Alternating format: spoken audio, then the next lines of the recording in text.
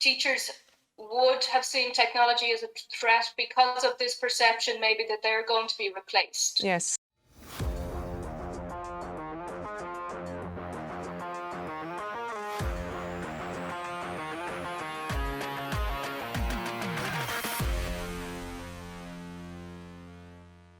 These are some of our partners right now. So we have a range of statutory funding and supporters from government departments in Ireland, and also a range of corporate and industry partners who support our work. So just to give you a little picture of Ireland and the context. So almost 1 million students attending about 4,000 schools. In 2018, it was reported that 76% of teachers had spent during their entire teaching career less than 3 days on technology-based professional development. And we felt that this is a significant gap in schools and in the classroom for young people to be able to engage effectively and to have a really future-focused learning experience. So our work to date is across Ireland. So they're all the counties in Ireland, and we have a presence there, both in schools, in communities, in youth settings, where we provide training and support to teachers and youth workers to be able to creatively evolve their learning practice. So we've reached, we estimate, over 200,000 young people through professional development programs for educators to date. Okay. Now, last year, I think we can all acknowledge, was a challenging year in education, but was also at this stage, as we begin to reflect, hopefully reflect back a little bit, it had a lot of momentous change, and it's providing a real platform for future growth because there was an accelerated need for an uptake of digital and technology in the education experience. So we had our team, we have a team of just about 23 people at the moment across the country. We also work through English and also through the Irish language, so we're a bilingual organisation. Okay.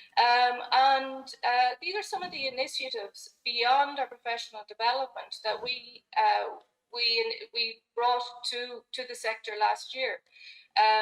Our events that we normally run face-to-face, we ran virtually, so like this one. And we reached about 2,000 young people through English and also through Irish with events. We had weekly coding challenges, monthly awards, a remote learning hub for educators, and also tech for students, where we started a drive for donated laptops to get them into the hands of young people who are really disconnected from education.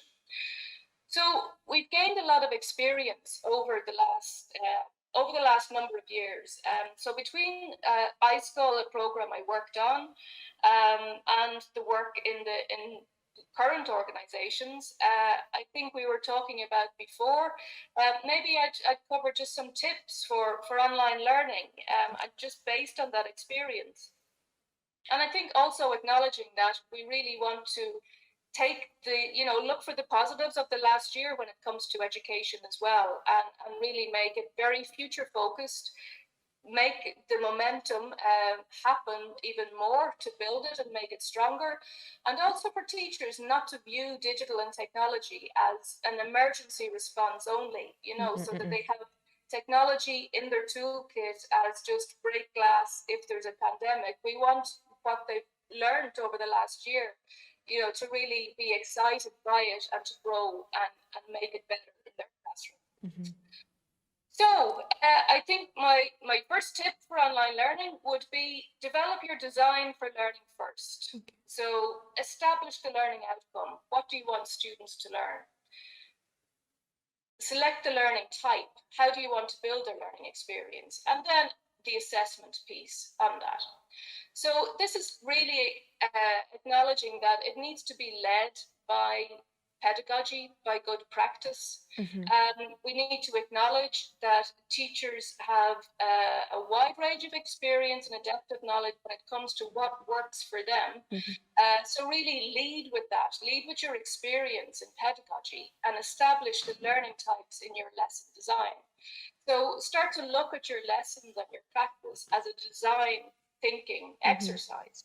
So these are some learning types: acquisition, discussion, practice. So these are all things that happen in any good pedagogy or any good design for learning. So if teachers begin with this, with their class, with what they want their students to achieve, and then start to break it down into the activities that they will use to make that happen for their students. Into the activities that they will use. There are design tools available. So this is a good one. It's the ABC thinking tool, and it actually, if you put in what you want to happen, it will give you a balance of the design that goes into your lesson or into your learning outcomes across a school term or a school year that you can apply.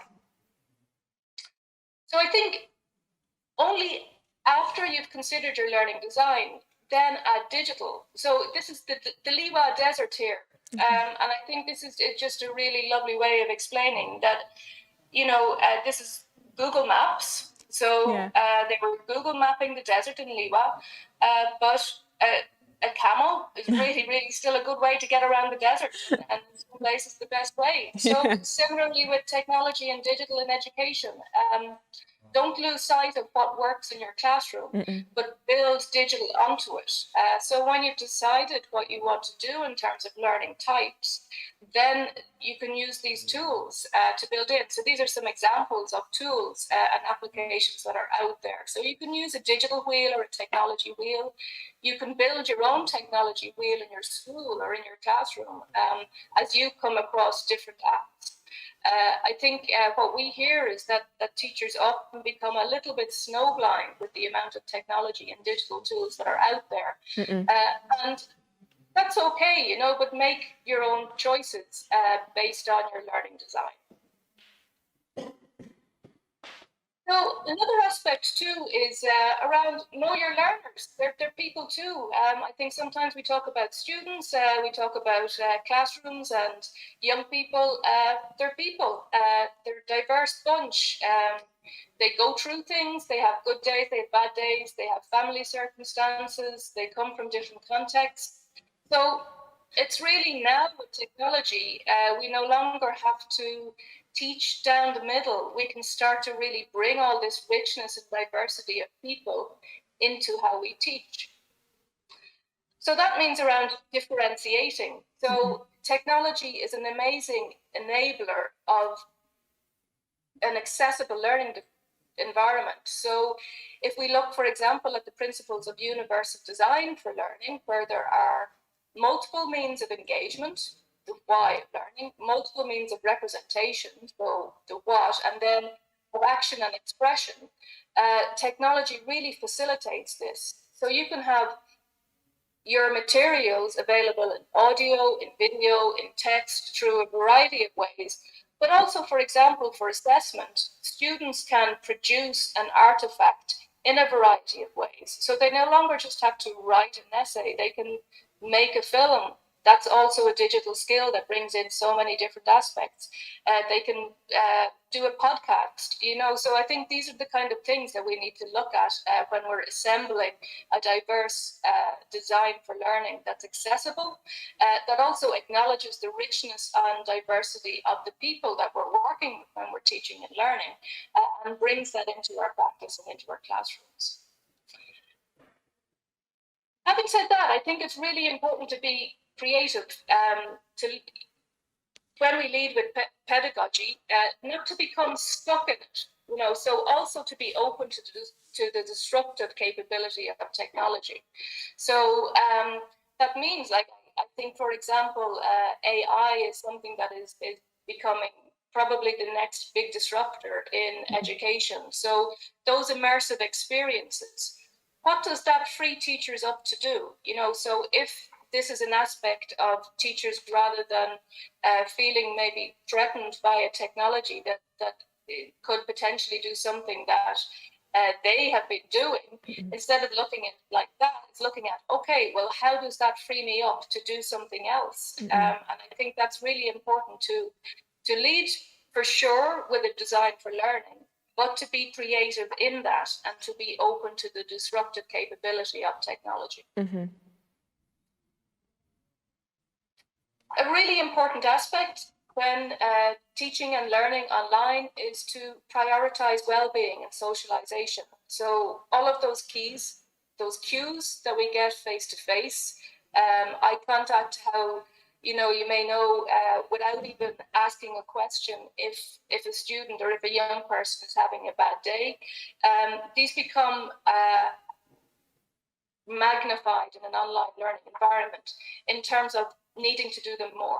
So communicate, interact, communicate regularly and often, have lots of check-ins, have fun, build in breaks, use gamification, game jams, things like that. Like a 40-minute or a 45-minute lesson may need to be broken down to 15 minutes each side with a game in between when you're doing something online to make it more interactive and to really support engagement.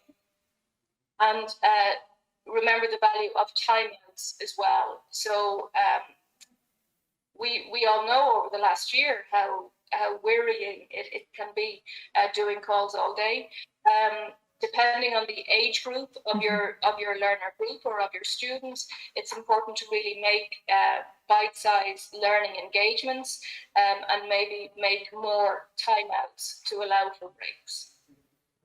And prioritize well-being, socio and emotional development in the online environment. It can be sometimes overlooked as a priority because maybe there is an assumption that it isn't as effective as face-to-face, but it can be as effective. It can be a safer place for a young person sometimes who's used to communicating by text or by message to do that with an adult and say if they're having a bad day. So I think this needs to be really built in and prioritized in any online learning platform. If you're using a platform too, you can use data on a micro, meso, and macro level. So I think this is a really transformative piece for teachers to begin to use data in terms of one, the learner, so just what we've spoken about, like assessing really the learner profile, their holistic needs, and being able to maybe personalize learning some more, adapt content very quickly to suit them in terms of their access needs or how they learn better in any particular subject. So that's one aspect. But also with learning platforms, we have content interaction. So we have a lot of data in the back end of learning platforms that allows us to build patterns. So you might see in your classroom or in your school that a particular group of young people who have a certain way of learning, you can see a pattern starting to build in terms of how they may engage in the learning pattern or in the learning experience. And that allows you then to really analyze and then evolve your learning design. So if you're doing one lesson in a way for one academic year, if you analyze how the interaction was with that based on your learner profile or groups, that allows you to make changes that maybe you wouldn't have seen in a face-to-face environment you're back to that learning design piece. So use data. So teachers need to kind of get familiar with the data in the learning platforms and connected to that disruptive piece. How can that disrupt their learning, or how can they use data to really adapt their learning more regularly and then allow it to inform what they do to make it even more effective and engaging. So I think the final point I would have, and I've nearly put this at the start and at the end, is have a growth mindset. So Esther Ledecky, I don't know who remembers Esther Ledecky from the Winter Olympics in 2018. I'm sorry, I can't recognize her. You don't recognize her? So Esther is a snowboarder. Okay. And she's a champion snowboarder, but she decided, she's from the Czech Republic, she decided on a little bit of a whim that she would enter the Super G competition, so a skiing competition in the Winter Olympics. She didn't have skis, she didn't have a backup team, but, she just wanted to give it a go. So she borrowed skis from Michelle Shifra, a champion US skier. And also kind of had a bit of a chat with a coach because they had a small, our country had a small support team, and her coach was off with somebody else at the time. So, you know, she was having a chat with her peers and with her friends just to see kind of how best to approach this. So she took her borrowed skis, went to the top of the slope, did the Super G competition, and won a gold medal. So Wow. she was saying afterwards, you know, that part of she felt she won was that she had been she was freed from pressure. Yeah. And she was just able to really approach it with an open and a growth mindset. So, yeah, I think this is kind of our internal dialogue, isn't it? You know, we need Yeah. to tell ourselves we could try different things, challenge ourselves, you know, like, is this really the best I can do? Can I do this better? And also accept that, you know what, changing can be difficult and doing new things can be a challenge. It might take some time and effort, but you know, it will be worth it. And I think having that growth mindset really contributes for education to take the next leap into really digital and technology no longer being seen as something that's separate, but something that is just part of what teachers, educators everywhere do every day. Yeah, exactly. So, I think, Mona, they are pretty much the tips that I would have. So maybe, I don't know if you have any questions or if there's any. Yes, I would. You'd like to continue with? No, I would check. I would check the question. First of all, thank you so much for your tips, because there is teachers and students and parents who are watching us right now, and I'm sure that the tips are helping them. Good. I hope so. I have a little question. Is digitalization a shared vision in Ireland or not? So I would say yes, overall. So we are coming to the end of our recent digital strategy for schools. So it finished this year. And right now, our government department is doing a consultation with all stakeholders on the next phase of the digital strategy. So I've been part of some of those initial conversations leading into that. And one key part of it is like how do we make that a partnership, really? So it's industry, it's educators, it's everybody who has a stake in an education system should have a voice in that. And I think this has been a key difference in terms of that exact point, that there is a broad acceptance of digitalization for education is starting to become more the norm. Okay. Did you see any difference post-COVID?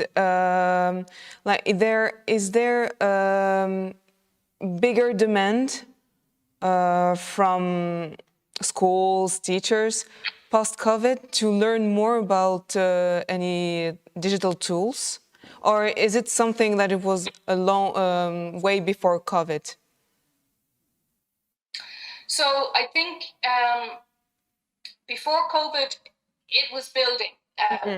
We would still it was still a challenge because of infrastructure in schools, maybe lack of hardware, but also maybe high-speed broadband across the country was poor. So this was a challenge for teachers before they even got to maybe thinking about how they would do it. A barrier is having the tools to do it.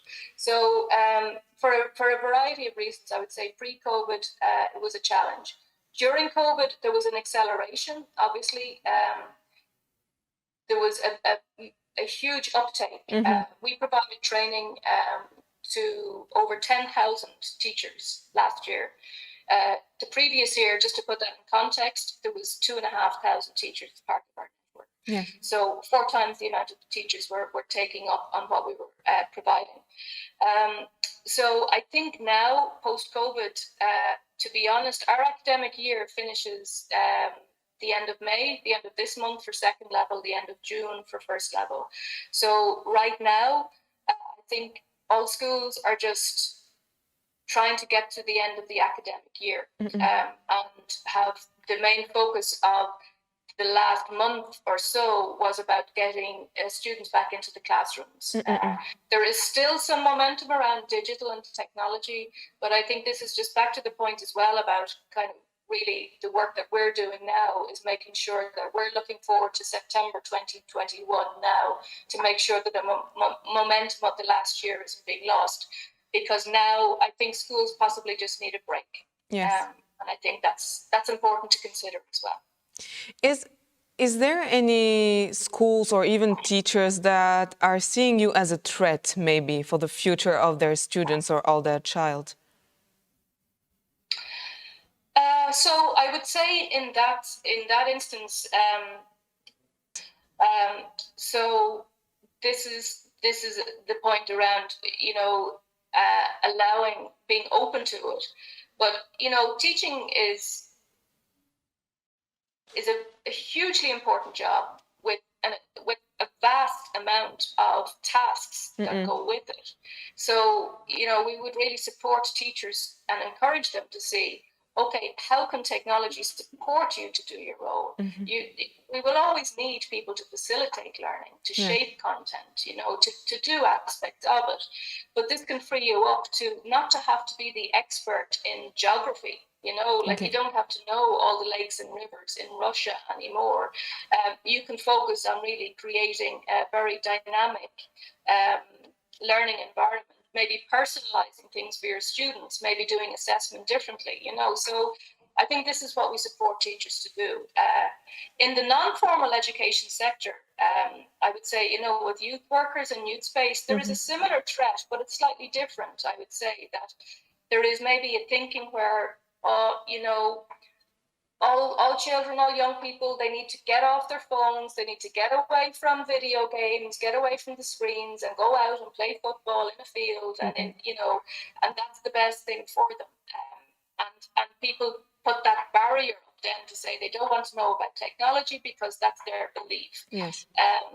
But again, you know, we kind of try to work with people through that, and you know, we're not saying one thing is right or one thing is wrong, but it's just supporting people. I think it's really around fear, so people need to acknowledge that it's here, and we need to really make and support young people to create with technology rather than just be consumers.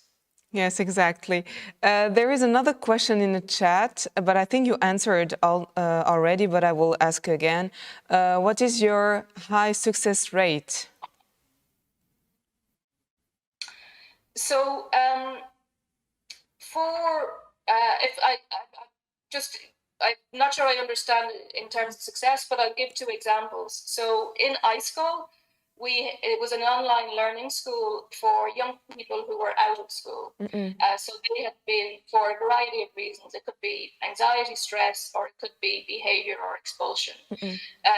So they were learning online or blended, and we had a success rate of 85% who achieved state exams or progressed onto further education.